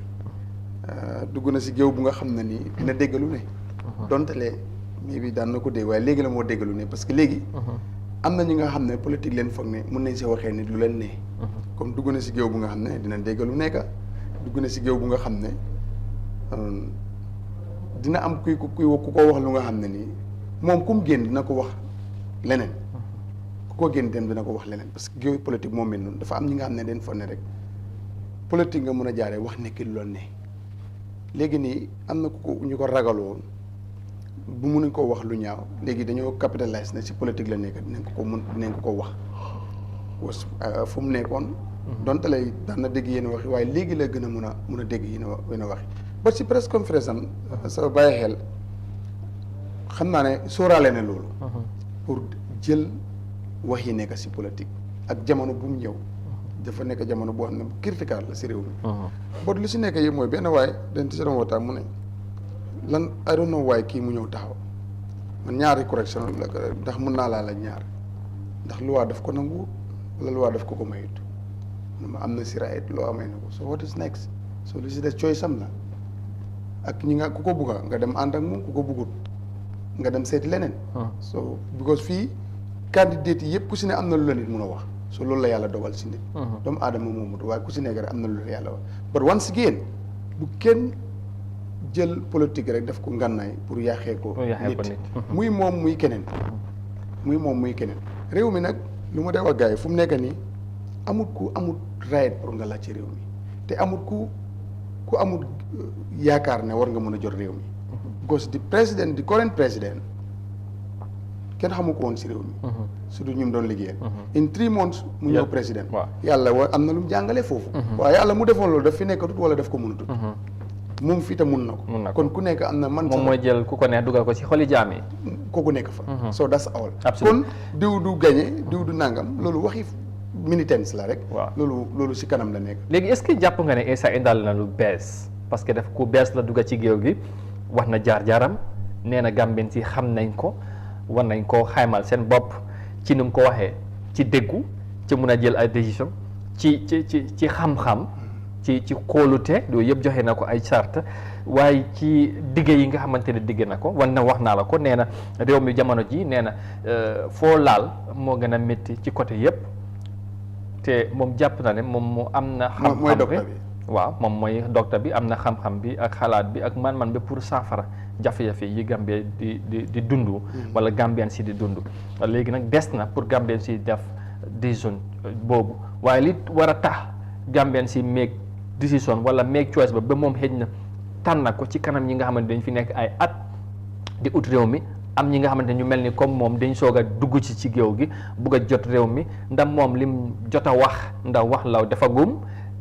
ci kàddoom yi nga dégg nga jàpp nga ne Essa indale na fii lu bees li tax tey lim wax ak confidence bi mu am ba tàpp mu jàpp ne moom moo gën Gambien si mun nañoo dégg loolu amaana xëj na bugg a koo jàppale wala bugg a koo dooleel ba tey lim bugga ci réew mi yéene bu mu am sotti. waaw accord de moom si presse conférence am lu mu fa doon gaaral am nga keroog biñ ne tey la moo war a def presse conférence am bi maa ngi la wax ne am na si yu bëri yi nga koo xaar. because right now réew mi dafa am yu mu soxla. dafa am juróom yi nga xam ne wala juróom-ñaar yi nga xam ne képp kuy war a ñëw si réew mi ëllëg soo taxaw si réew moomu. soo taxaw si juróom-ñaar yooyu yaa ngi gën a suuxal réew mi te réew mi tànk gannaaw lay am si boobaa. te ñooñu lim na ci yu bëri. waaw am na yim si lim bon am na yu nga xam ne xëy na daf si agsi bu gos ñu doon di laajte lu ñu doon gën a laajte foo jëm ak naka la ak yooyu noonu leen doon di laajte bon dafa yu gën a itteel réew mi right now dund bi dafa seer. lan moo tax mu seer li si bëri dañ koo jéggaane indi ko. mooy wàllu mbay mi. waaw loolu wax na ci. yes te loolu benn président ku fi munta nekk. war nga koo doole mbay mi nag foog ñu gis xar-xaram bu ceey not only wax not only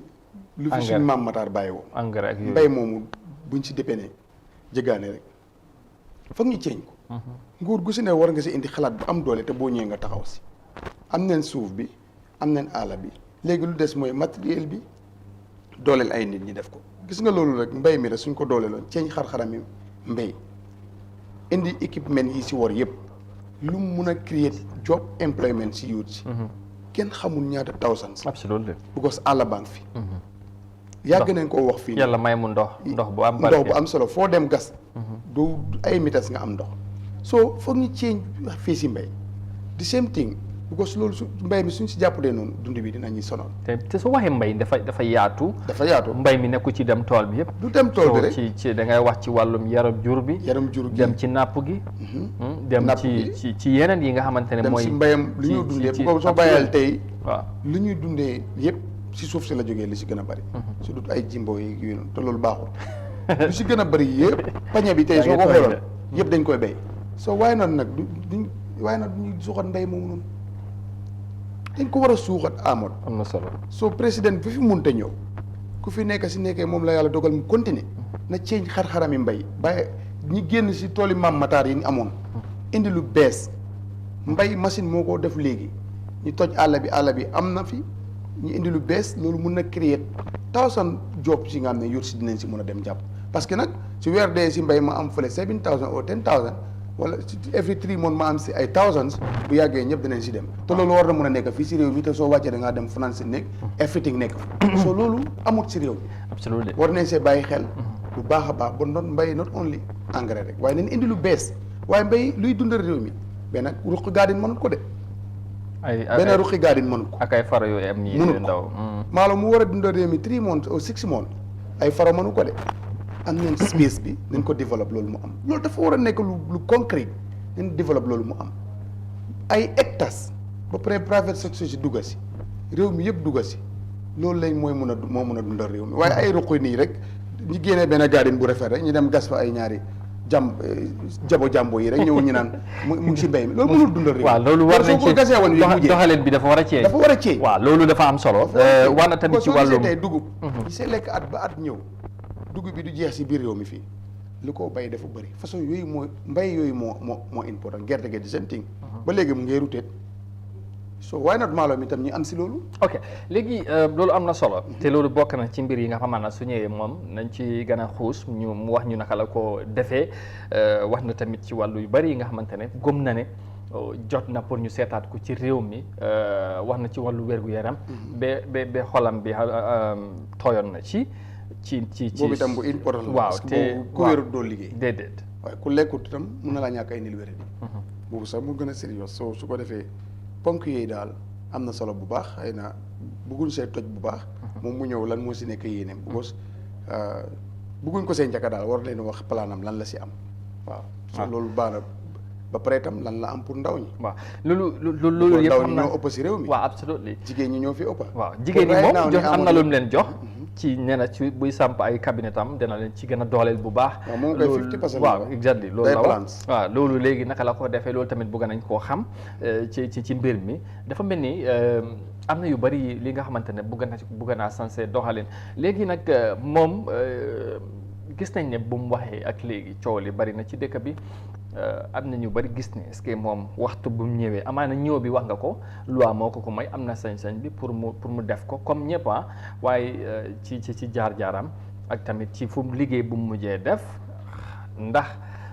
ñu ko doon xaar foofu lañ ko doon xaar pour mu ñëw dugg ci jamono buñ toll ni loolu beneen affaire la parce que coow li bari na même suuf jamono bi nga xamante ne ñu ngi ko doon dégg rumeurs bi muy daw ci biir dëkk bi Essa Faal bëgg naa duggat nekk candidate am na ñuy wax ne waaw dina ñëw am ñuy wax déedéet dafa mel ni gis-gis yi dafa wuutee ci loolu ndax li daf la bett wala li jàpp nga ne lu war a mën a am la nit ñi war nañoo am gis-gis ak jàngat bu ñu am ci moom ku mel ni comme Essa tey bu ñëwee ak lim wane donte ne wane naa ko waaye ci waxee ne dana dugg ci politique bi right now pour jiite réew mi lii mënutoon ñàkk foog mu am. parce que su ma déggutoon rumus bi mun naa ko ñàkk gëm waaye réew mi nag toll na fu nga xam ne fu mu nekk nii dañ nekk si réew moo xam ne dañ am baby démocratie so ku nekk am na sañ-sañ taxaw laaj ci réew mi daa si time ñu bëri kenn ñi ma waroon a taxaw laaj ci réew mi ba loolu daf fi jeex moo tax léegi bu ma déggee rumus bi ma ñaaw si njortu soo bu mu ñëwee am bettut ma waaw soo ñu bëri nag liggéey bi ne waaye moom leeralal na boppam si press conference bi loolu sax dinañ si mën a sukkandiku bu baax na ne liggéeyam pare na ana absolument liggéeyam pare na loolu nañ ci ñëw ci kanam si kanam tuuti xëy na su ñëwee moom loolu la wax kon nag ku sa liggéey boo doon xëy si barab nag ba tool boobu jee su neexee beneen boo tam mu wuti beneen tool fu mu xëy ak moom noonu la ko gisee waaw so lu ma jaaxal daal mooy ñum xatal lan moo tax loolu mu xatal leen ñum nekk seen problème lan moo tax loolu mu nekk est-ce que problème la wala est-ce que xatal la tool yi mu ngi bëri si dëkk non gis-gis la rek gis-gis la daf ma jaaxal non gis-gis daf ma jaaxal non waaye gis-gis la rek problème xam nga mbir bu amee foog nit ñi ut si gis-gis te loolu lañ ko démocratie bi nga wax bébé démocratie bu ñu waaw loolu tam na moo tax démocratie boobu tamit ma laajte ñooñu lan mooy seen problème si loolu laa la wax waaye man goo ma ne dañ ko war a gisee problème li nga war a gis mooy ne ñoom am neen gis-gis comme Essa moom ni mu amee ne moom gis-gis bu mu am jot na pour mu laaj réew mi nee na waxtaan na ci ak waajuram bu góor balaa moo jiitu mu ñaanal ko ci pour mu ut réew mi am na ñi nga xamante ne tamit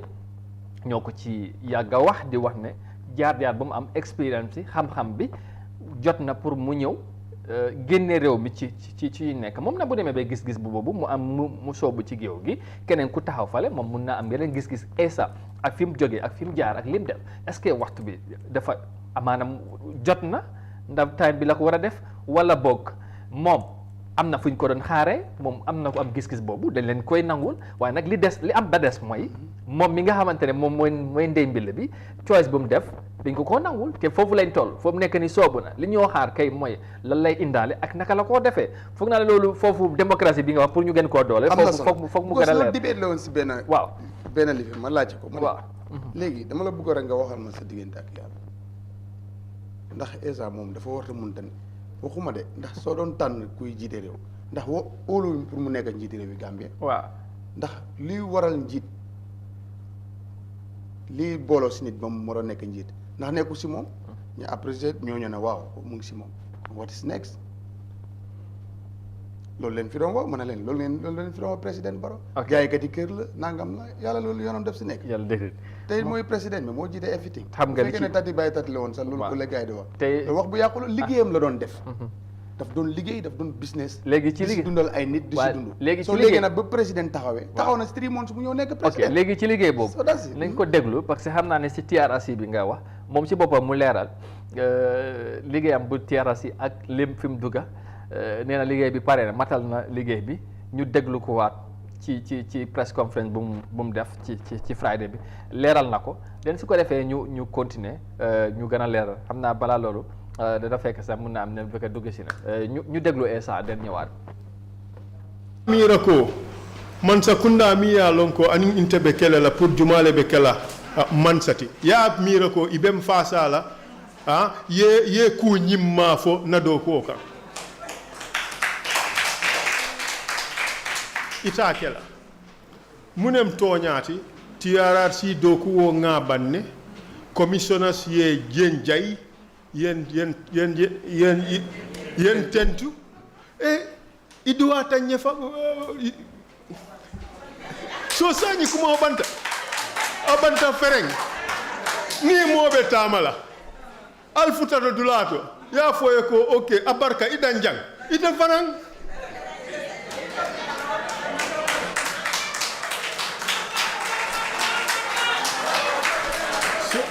so inte nga Gambia kanule bake wala tinna bringan na closing remarks di womu note high note letino inse do ko bulano bari mam woke in sita je nga do ko woke inte be messino la num office auto TRRC billahi wal kitabi inka sino la num je TRRC na staff ika taraje for 1 o'clock 2 a.m. nka laje pour ka do ko woke mo jama ke woke le Gambe jambang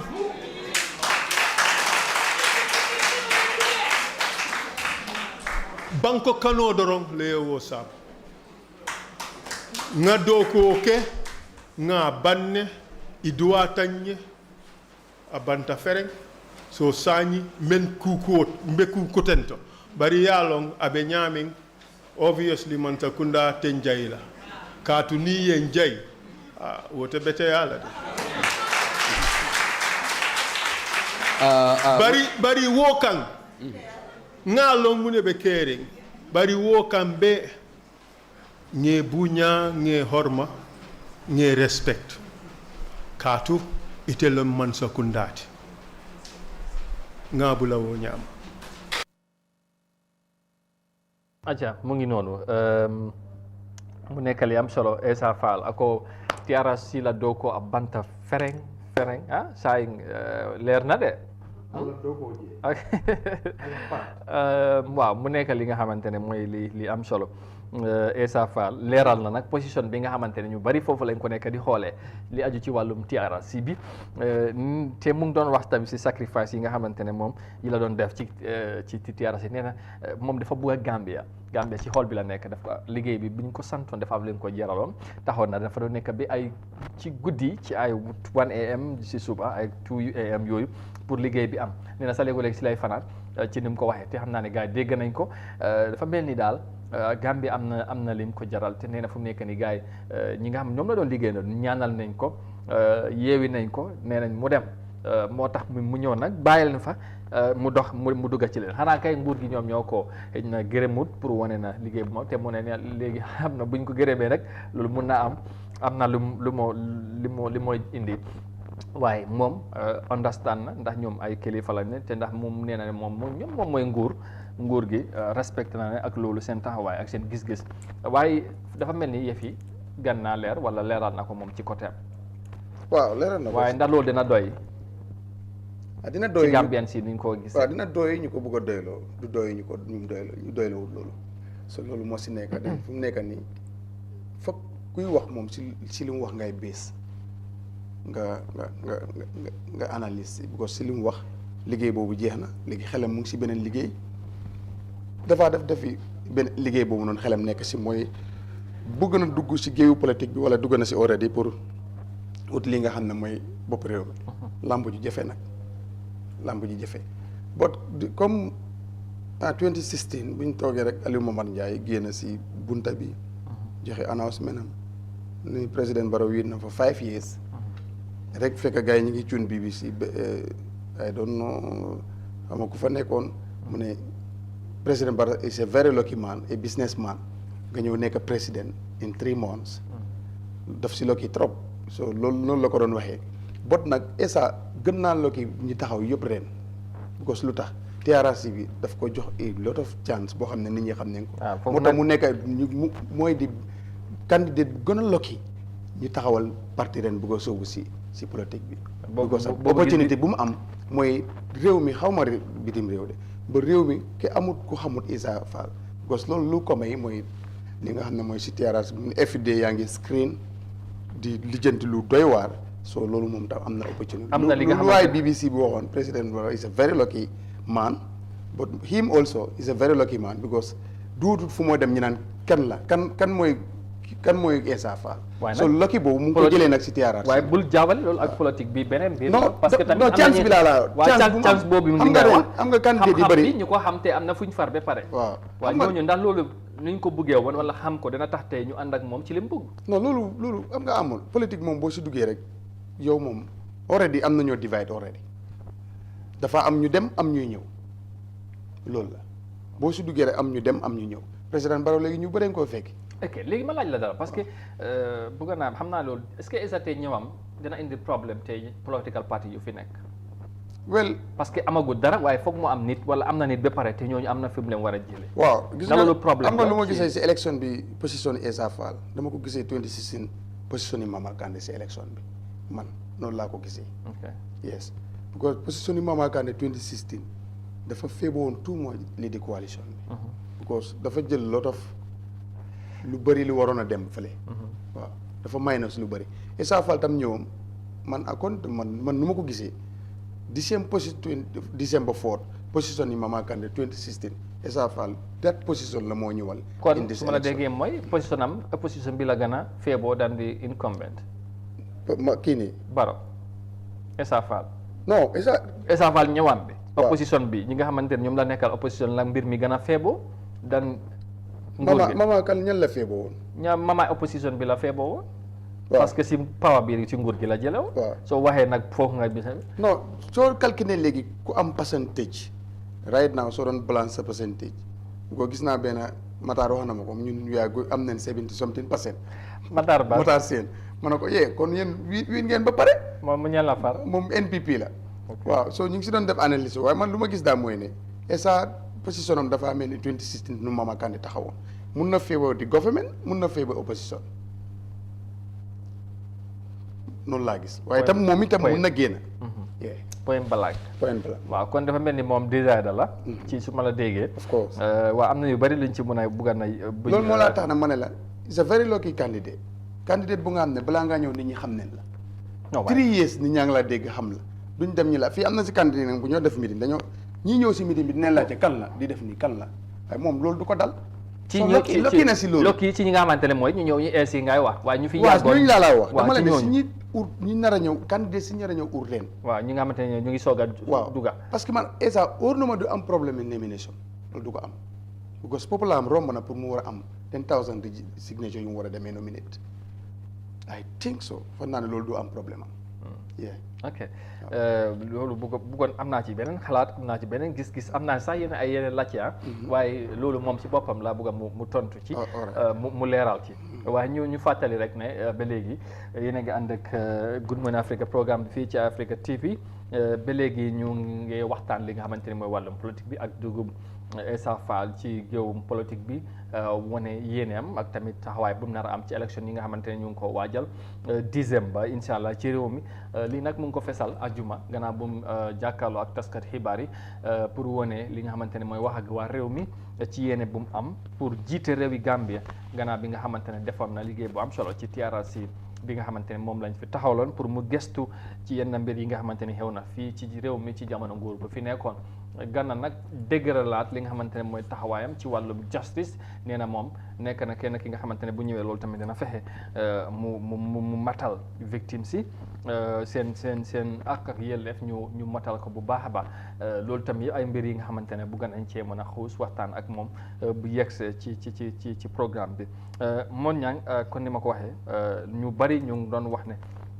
Essa waxtu bu mu ñëw ndax waxtu bi la lu aju ci wàllum TRRC waaye dégg nañ ko comme ni nga ko waxee léegi nii leeral na ko nee na daal liggéey bi nga xamante ne boobu lañ ko santoon ci TRRC bi def na ko mat na te abanta fereng gars yi ñaanal nañ ko sax pour mu dem ci leneen waaye tamit loolu foog naa dafa am solo pour tamit nit ñi bàyyi ci xel parce que tamit waruñ góob ma ne war nañ ko mën a seetee bët boobu ne liggéeyoon na fii am na taxawaay bu mu amee woon moo tax tey bu amoon ambition wala bu amee sax ñu jàpp ne am na compétence am na xam-xam bi ak mën-mën bi pour mu jiite réew mi waruñ ko mën a jox wala jàppale ko ci loolu wala sax dooleel ko laa mën a wax du jàppale parce que réew mi moom ñun ku ci mën a nekk ñëpp la fa nekkal loolu foog naa dafa am solo ñu bañ a xoolee gisee ne lead council bu TRRC moo taxaw waaye Essa doomi réew bi nga xamante ne am na jaar-jaar te fu mu dem ci jaar-jaar yi mu wax mu ne moom wane na ci boppam te moom nee na jaar-jaaram rek wax na moom mooy kan waa est-ce que Gambia te ñun suñu système politique bi foofu lañ dee xoolee ba tax ñuy fal non right now sax looy dégg xooleetuñ foofu te wax dëgg yàlla li mu wax kenn mënu ko bañal am na fu mu dem ñu ne kii doomi Gambien bu am solo la am na fu mu dem représente fa lii di réewum Gambia so comme loo wax dafa am solo right now buñ ko gisee ne Essa lead council loolu espace liggéey boobu jeex na def na ko jeex na léegi nag lu ñoo war a gis rek mooy ne Essa kii doomi réew mi la moo xam ne dafa am right 100% right pour taxaw laajte li nga xam ne mooy réew mi su ko nit ñi nangulee jox ko suñ ko nangul mu ut keneen mu dem seeti leneen wala mu ànd ak kooku liggéey loolu Amadou moo nekk lu nga xam ne loolu la nit ñi war a def waaye nag du ñaaka because nit ñi wax ci bari na because position bu mu nekkoon foog mu am ñum neexoon time boobu foog mu am ñum neexu doon because lu ñu doon di lijjanti TRRC bi dafa nekkoon lu nga xam ne ni am na ñu si bëggoon am na ñu si bëggutoon so lu am mooy ne nag ñi si bëggutoon moom bu defoon suuf bi yëpp sukar sax ñooñu du mus a bég si moom because right now li ngaa dégg si nit ñi ñuy wax because soo demee si nit ñi li ngaa dégg ñuy wax mooy victime si rek ñoo koy votal victime si rek ñoo koy votal so victime si yooyu Essa démb la ñëw victime si yooyu am na ñu fekkoon ñi fa am fu ñu ne xanaa ñooñu dañ war a bàyyi fa mu ne so loolu waxi ku nga xam ne ni moom noonu la gisee waxam waaw léegi comme li nga wax dafa am solo buñ gis ne Essa TRRC moo fi nekk Essa doomu réewi Gambien mu soxla jiite réewi Gambie moo fi nekk soo mu jeex tak ku ko bugg nga sànnil ko ku ko bugg dem sànnil keneen bu ko askan bi ñoom ñooy decide waaye moom lu mu def yoon may na ko am na right bi dégg nga am na right di laaj ci réewam am na right di taxaw te xam naa ne bépp kayit bi ñoo laajte pour ñu teg ko si kanam AIC bu amul lu ko ëpp tam amul lu ko yées so loolu moo si gën a important li si des nag mooy ne ñu bàyyi rek yaxande bi te ku nekk rek am na lu nit mun a wax si yow àndal ak ku la nee nga dem sànnil ku la nee ñu bàyyi ko rek léegi da kay leer na gars yi léegi dugg na si arène bi léegi ñu seet rek kan décembre foot kan mooy fële si loolu na askan bi ñoo ko décidé boo dee yàlla pare na si waaw yàlla moom noppi na waaw noppi na ba pare kan waaye nag doomu aadama bu nekk sañ nga ut waaw ku nekk ñëpp dañuy ut ñun moom ci leen waaye warut nangam loolu wax bu yaaxu la moom loolu correct loi bi moo waroon a wax ne amul ray taxaw waaye loi bi nangu na ko am na li ñoo laajte pour mu nekk ko da am na ko kon loolu caaxaan faaxe li si des rek mooy ku si am sa mbër demal nga ngeen ko nga campagne si jaam ak salaam bañ a xaste bañ a ñeente ba décembre foot bu jant bi bu bët setee dinañ xam kan moo fa nekk so loolu waa ji moom moo ko xamagum léegi nag waajee ko xamagum waaye léegi nag 20 partis yi yëpp win neen 20 candidates yëpp jërëjëf win nañ waaw waaye yàlla moom moo war a déclare final winner bi ci kanami Gambien si incha allah yal nañ ko fekkee ak jàmm décembre lay doon on the 4th 5th ñu war a xam fan kan mooy dem State House ndax ku fa nekk moom moo faa desandi wala keneen ku bees lañ faa gunge loolu Gambia ci loxo yàlla ci loxo Gambien si lañ koy jaarale waaye moom noppi na ba pare comme ni ñu ko waxee su ko defee mun ñang ñu may déen waxtu bi dafa mel ni jeex si na lu ñuy def rek mooy fii ñu la ñoo yemandi ak yéen tey waaye suñ gan gi bu yegsee incha allah nañ ñëw ak moom ci waxtaan bi ba léegi ci beneen anam lay doon waaye tey édition Good Morning Africa fii la ñoo yemandi ndax depuis 9 o'clock ba léegi ñu ngi ànd ak yéen te xam naa ne yéen a ngi xaar ndax gan bi góom naa ne ñëpp ñoo ko bëgg a dégg ci lan la indaale parce que am na yu bari lañ bëgg a yaatal ak moom waaye ci kanam tuuti nañ ñëwaat ak yéen ngeen xaarandi tamit loolu incha allah ci beneen anam lay nekkee ñu bañ a gën a xaabaabal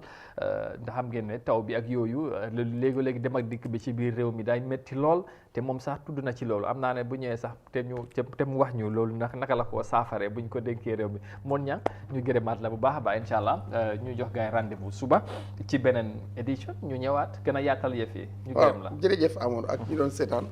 ñu ngi leen di njaaraama si topp ba leen toppoon Eye Africa si boobu ba léegi di leen jégalu tam si loo xam ne dégg ngeen ko fi tax xëy na neexul leen waaye loolu la yàlla dogal ñu ngi leen si jégalu bu baax a baax di leen wax ne rek dinañ fi dellusiwaat suñu kan bi nag su ñëwee rek Amadou dina continuer ak moom si waxtaan bi incha allah ñu laajte ko li nga xam ne ni mooy suñu xalaat ak moom ñu indi xalaatam ñu indi ko comme ni ñu ko dee defee ñi nga xam ne yëpp taxaw nañ pour laajte li nga xam ne mooy réew mi di wax na rek mbàndaw wax nag moo toj su ko defee fii balaa décembre foot ñëpp dinañ wax waaye na ñëpp di wax jaama di wax luy jëriñ réew mi di wax lu nga xam ne dina jur jaama parce que lii yëpp soo gisee mu ngi am jaama moo am su jaama amutee kenn du tal leen kon nag ñi nga xam ne dañu am kàddu di wax ne day wax jaama wax seen yéene because li ñu fi war a wax si réew mi dikk ko askan bi muy yéene bari na den di ngàññaante di xasante loolu xaaruñ ko si benn candidat loolu moom bëgguñ ko si askan bi aaruñ loolu lu ñoo xaar ku leen indil ay plan si li si des ñi tànn ko bu décembre 4th 5th ñu xam kan moo faa nekk acca incha allah kaddu yu am solo mu nekk kaddu yu tàggatoo yu am solo te ñëpp war cee bàyyi xel jàmm moom moo gën fu jàmm nekkul comme ni ñu koy waxee soo ñu jéem a wax jàmm jëfee ko doxee ko mu nekk li nga xamante ne mooy luy gën ci ñëpp ñu gërëmaat ko bu baax moom Modou Mohamed Niam ni mu ànd ak ñun depuis jotaay bi door ba léegi rendez-vous bi suba lay doon ci beneen édition Good Morning Africa fii ci Africa TV comme ni ngeen di ànd ak ñun saa su ne ci suba si bu waxtu bi jotee ñu ñëw ñu digtaleen suñu ay xibaar waaye tamit dalal ci gan yu am solo tey ñu waroon cee dalal Essa Mbaye Fall mi nga xamante ne soobu na ci biir produit bi waaye dafa mel ni tardement dafa am tuuti ci yegsi am waaye ci kanam tuuti nañ dellusiwaat ak moom bu yegsee ci beneen édition rek ñu waxtaan ba léegi ci yéene bu mu am ci réew mi ñu gërëm leen jox leen rendez-vous suba incha allah di leen wax jërë ngeen jëfate bye bye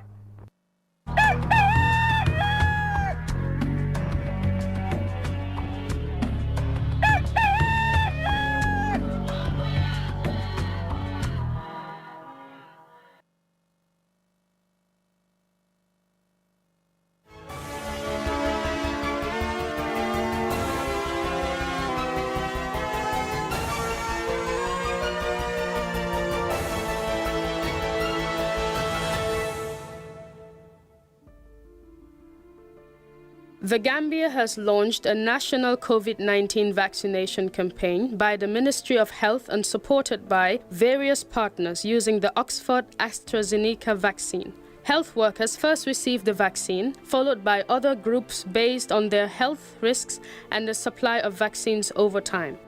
This COVID-19 vaccine has been approved by the World Health Organization, WHO, for people aged 18 and above. Each person should receive 2 doses of the vaccine, with the second dose coming no time later than 12 weeks after the first. The most common side effects are pain at the injection site and flu-like symptoms for up to 48 hours after injection. Serious reactions are very rare. We must continue wearing our clean masks, washing our hands frequently, maintaining physical distance, and limiting time we spend in crowded and enclosed spaces. The vaccine is safe and can help us get closer to ending the pandemic. For more information, please call 1025 from any network in the Gambia, free of charge. This message is brought to you by the Gambia Red Cross Society and funded by the European Union.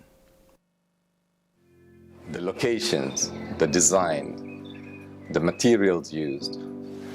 all the way down to the latest details, are few of many things that we focused on when we envisioned the airport residency. As proud innovators of community estates, the airport residency in Old Yundum, a project by Swami India International, offers unique gated community with 3 and 4-bedroom villas and duplexes. Just 5 minutes away from the Banjul International Airport. Luxury, convenience, and accessibility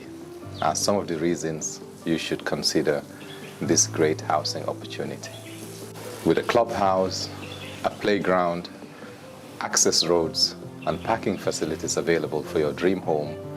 or a valuable investment, you will find all you need at Airport Residency here in Old Yundum.